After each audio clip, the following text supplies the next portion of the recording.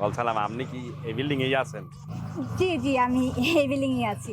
So kind of you. জি, ওই শামীম আর সামান্তা তাদের বাসায় আমি থাকি।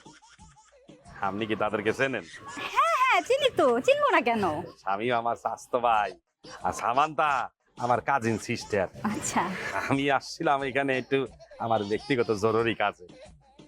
মানে আপনাকে বলা যায় ব্যাপারটা আসলে হয়েছে কি, আমি এখানে আসছি, আমি তো আল্লাহ মানু, বিয়ে করি নাই, পাত্রী দেখতে আসছি।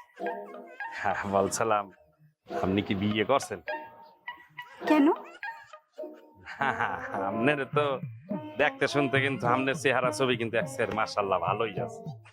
তাই দূরে আর বিবাহ করবো কেন?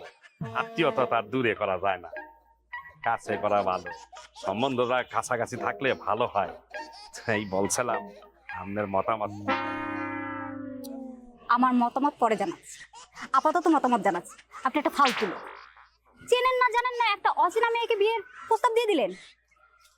এক্সকিউজ মি, আমি ম্যারিড, আমার একটা বাচ্চা আছে। আমার হাজবেন্ড মিরপুর থানার ওসি।